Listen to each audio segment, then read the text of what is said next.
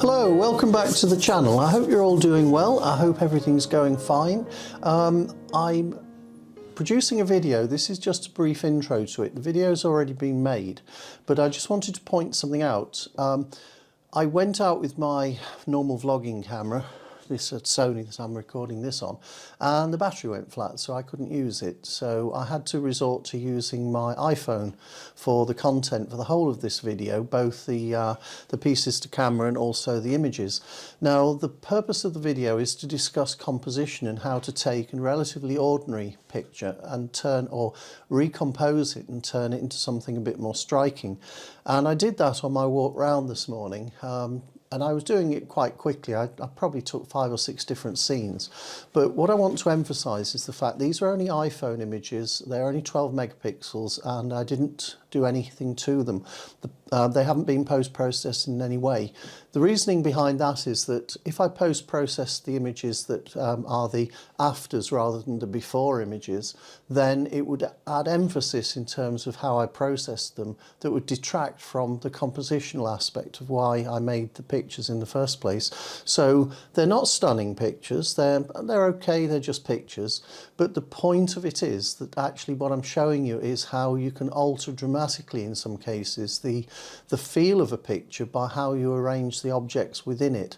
So to that end, I've created a before picture, very much a happy snappy someone would take if they were in the same place with their iPhone, or just someone that didn't have a lot of sort of photographic experience. And then in the second of the 2 pictures is me talking you first on camera to how I rearranged it and what my logic was in rearranging it, and the second picture is the image that was taken afterwards. So don't expect too much from the quality of the image from a post-processing standpoint. That's simply not the objective of the video.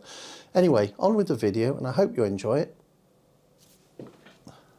Good morning and welcome back to the channel.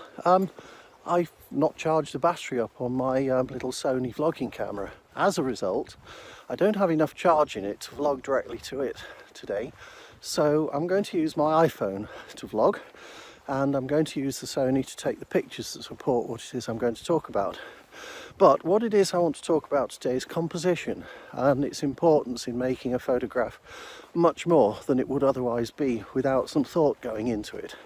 Yes, occasionally we all get pictures which are really quite nice, simply by random chance, but to be fair, a lot of the time photographs people really like invariably have been done deliberately. They've spent time thinking about how to compose the image and so on and so forth. So in this relatively short video, what I'm going to do is, there's nothing particularly stunning on this walk. I'm not going to take pictures of bluebells or trees from underneath or anything of any interest like that. I'm just going to walk around on my normal exercise, and as I see things that could potentially be interesting, what I'm going to do is photograph it probably in the ordinary way, the way that most people would just stop, take a picture, a snap if you like, and then I'm going to move around slightly, rearrange the actors in the frame, and by actors I mean the strong components that make the image what it is, and try to apply some basic rules where necessary to make the images more interesting. So I'll carry on walking, and when I see something interesting or potentially interesting, I'll take 2 pictures with my Sony. I won't be able to show them here, but when the video's all compiled you'll be able to see which ones I've used, and I'll talk you through them and voice over them when I've got to the point I've got the images.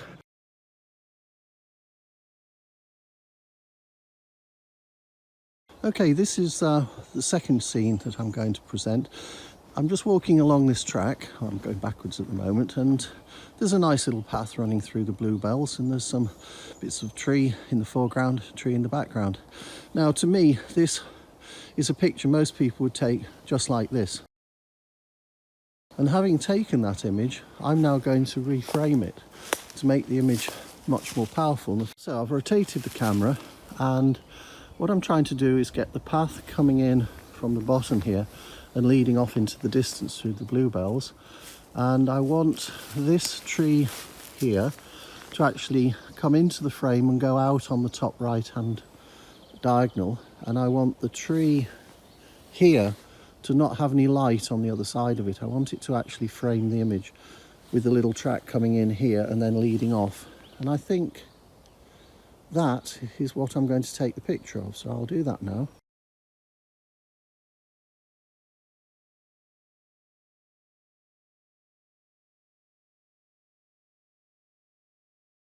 Yes, as I said earlier, I'm not expecting any of these images to be in particular great images. I'm simply using the framing and the components I've got available to me here in the woods at the moment, and when I come out of the woods, various bits of farm furniture like fences and other things, and foreground trees, background trees and so on, and just give my take on how I would normally improve an image over pretty much what I think some people might take that are a little less experienced to framing images up. And by that what I mean is foreground interest. Is it the right foreground interest? It's all well and good having a rock in the foreground if you happen to be on a beach, but if it's an uninteresting shaped rock, it doesn't really bring much to the table in terms of the quality of the image being produced.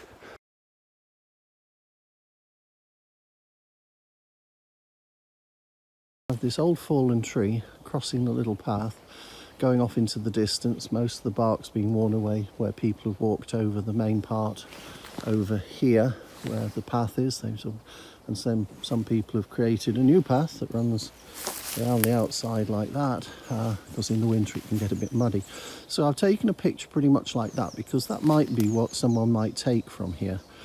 And what I'm going to take from here is an image much more like this one, and what I want from that image is I want this tree here to go out of the frame in the right hand side of the image, which leads the eye out of the frame, and the eye's led into the frame at the bottom by the root on this tree here of what remains of the fallen tree. Now to me that image is a much more powerful image than the one that I took from the higher vantage point.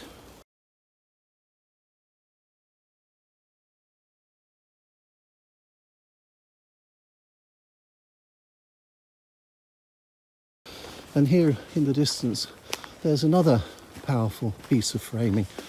It's the way that tree has opened up an aperture showing the path going through it. So that'll almost certainly be the next image that I try and capture. Sorry about the wobbly video because the iPhone doesn't stabilise as well as my gimbal, but I'm making the best of it. So the image I think most people would take here is probably something a little bit like that, possibly. So I'll take that picture. And then I'll move across to what I would take from this, and I'd probably move further back and again make it a vertical format, have the path leading in from this corner, try and get these trees here fully in the frame, which means I'm having to step back a bit. That's giving me more foreground. It's also giving me the bluebells here on the right, the bluebells on the left. Worryingly, I've got lines leading off in that direction which are spoiling it a bit, so I'll take that image.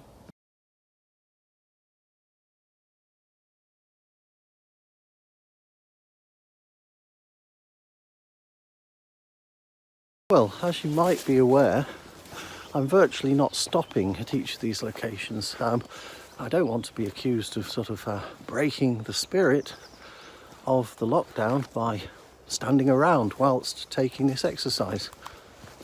Oh, here he is, come up from behind me, up the old stream. There's plenty of framing opportunities here, but I think that's probably enough woodland sort of framing. I could probably spend all day framing up different shots here. In fact, here's one I will, but it'll probably be the last one, although there's no knowing, I'll probably keep going.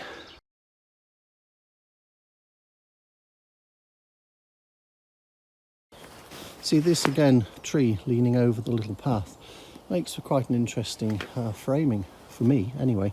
The problem is, what do I put behind it? And the obvious thing is that forked tree. So I've got to find an angle where I can get the path coming in to one corner, because that works best for me, and as much as possible uses that fallen tree as a frame for the tree in the distance. So I'll take the obvious shot first, which is pretty much from where I am now. reframe that to make better use of the image. Now I'm trying to use the rule of thirds a little bit by bringing that tree over to the right hand side whilst keeping this fallen tree in the frame on both sides, and also the track, if I can get my finger in the right place, running up through the image. Now I think that's quite a pleasant image, and that's the one I'm going to take.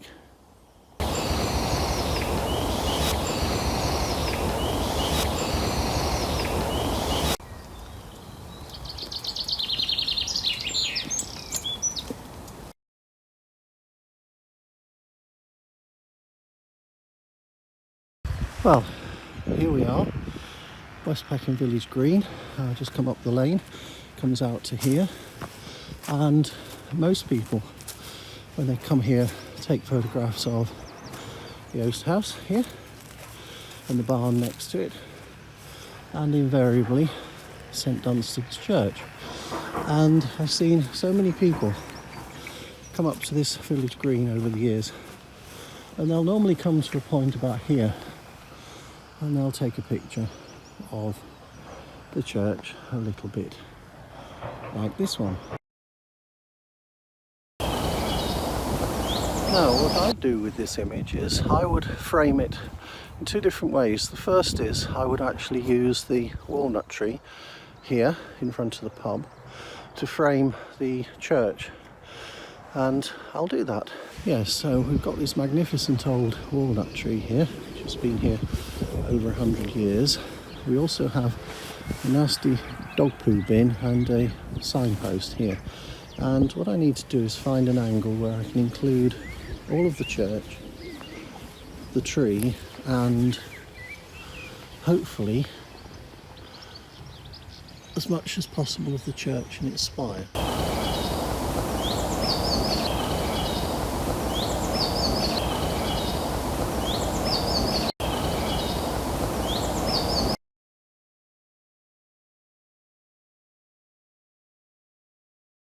Here we have the kissing gate, all wrought iron gate, sweeps as well, and we have public footpaths heading in all directions off here.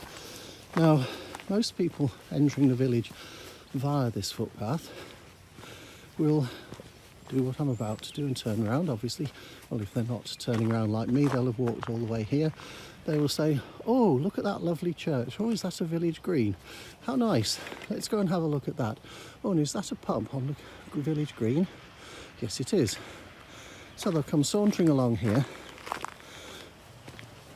up and through the kissing gate, and once they're through the kissing gate, they'll say, oh, what a lovely scene.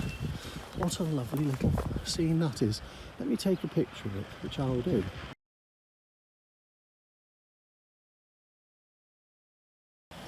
Now, what they've done is taken a nice happy snap of the village green, the cricket square, which you can just see in the middle here, and also the church and the pub and my friend's house across the green. Now, what I would do is go back, Ozzy, come here, go back through the kissing gate and frame. I know there's a nasty dog poo bin thing there, so I'll move as far as I can to obscure that. We'll make it a vertical format image, and we'll include the church. We'll frame it up here with this bit of overhanging bush. We'll probably pull that gate, oops, tripping over a stick, to a better position to give more impact to the wrought iron work. And I'll frame it so that I haven't got this house here in the frame. And that is a nice picture which I'll now take.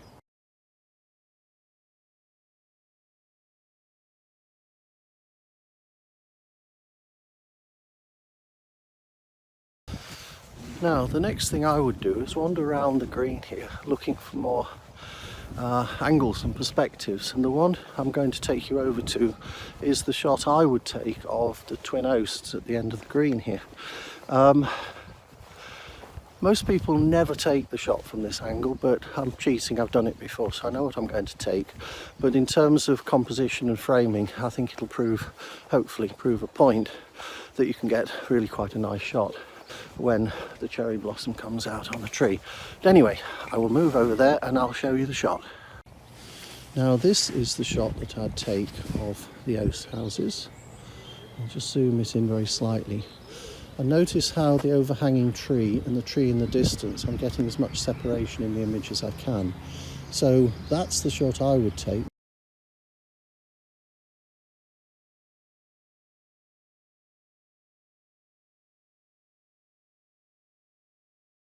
Well, thank you very much for watching that. I hope you found it informative. If you did, please give it a thumbs up and subscribe to my channel and support it in that way. Thanks very much for watching.